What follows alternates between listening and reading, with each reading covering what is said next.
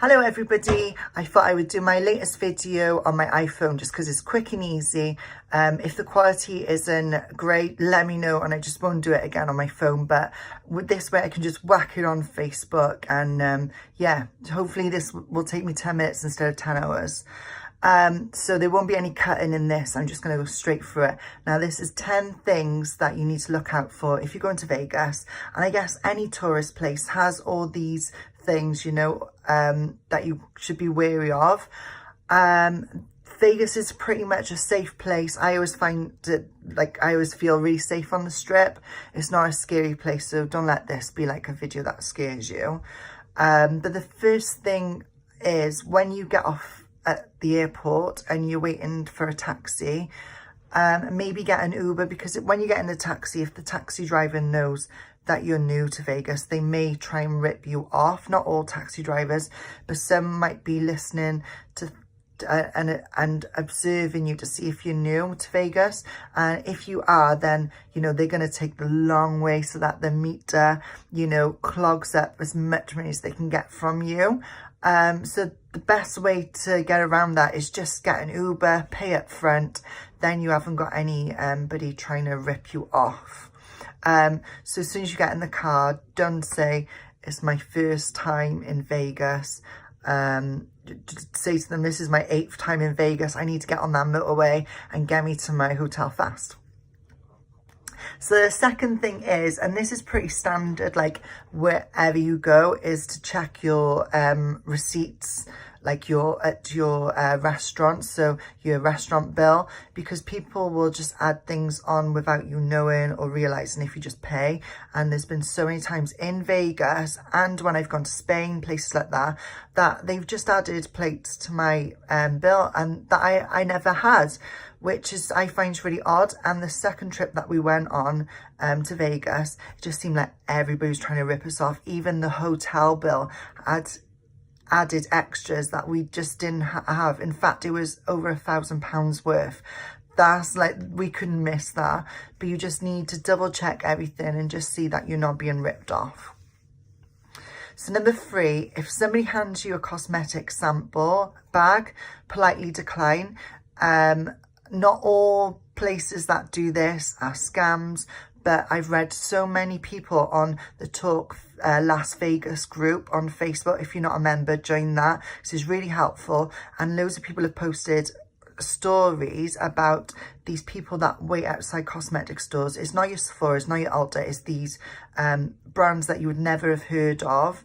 And they lure you in with these sample packs, and then when you get in there, they're trained to kind of sell to you, sell to you.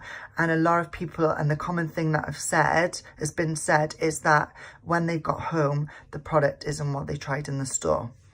So yeah, if somebody tries to hand you something for free, nothing is free, really.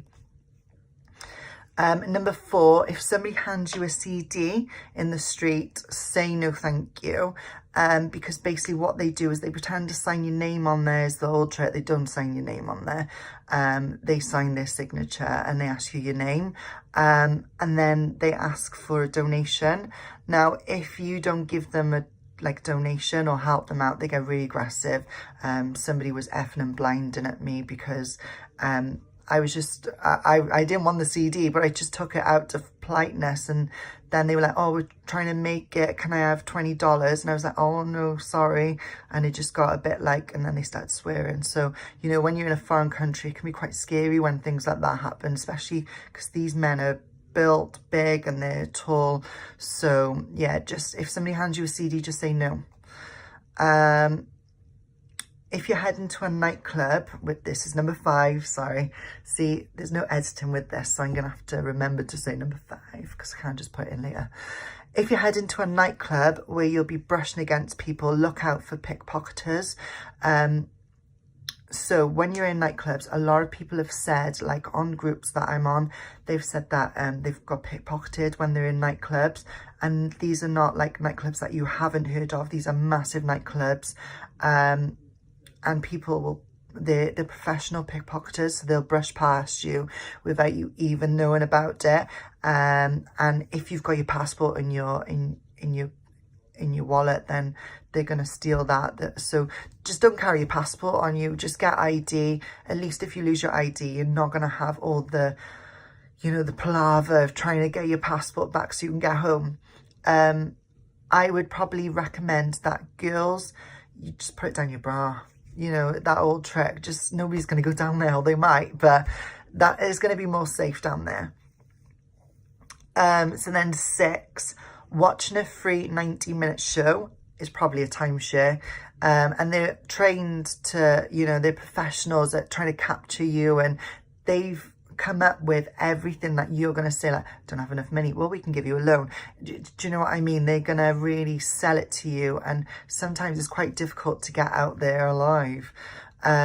So if you're going to be, you know, told that you're getting free food, free show, there's something underlying there that is probably a timeshare. Number 7 is the free cup and ball game. Now, I originally seen this in Gran Canaria, and it's quite popular in tourist places, and that's somebody with 3 cups and there's a ball, and you have to guess where it went.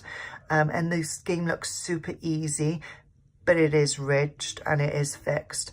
So you're not going to win, and they kind of have people around them that are pretending to be the crowd, so they'll egg you on to put down like $50 down, but you're going to lose it because the game is fake. So just look out for that, and you will see it happen on the strip, that game. Number 8 is VIP experiences from club promoters. So if it sounds too good to be true, it probably is. The VIP experience, it probably doesn't mean anything. A lot of the time it's just a piece of paper that's worthless. And then, like the CD situation, once you've received it, they then ask you for money to you know, as a tip, to say thank you, when actually it's worthless. You're wasting your time. My tip is, ring up or contact the club by Facebook, see how you can get on their VIP list. You're going to have to pay. Nothing's free in Vegas, really. And that's probably the best way to get in the VIP list, is actually paying.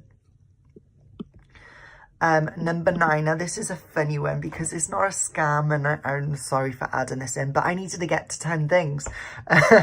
And that was the iron stands in the malls. Now these are not scams, and I feel quite bad for saying this, but I bought one of these irons. I know who goes to Vegas and buys an iron, but it was the last day and they made it seem so good.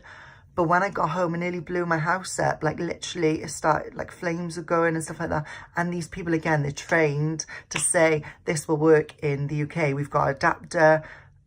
It didn't work. And even if I saved it for my trip to, you know, for my next trip in Vegas, because we do go quite often, there's no point because they have an iron in the hotel room. So in the end, we chucked it out, which is, you know, that's waste of money, and it cost us $130. Can you even believe that? I can't believe we paid that much, and they're selling them on eBay for like £20.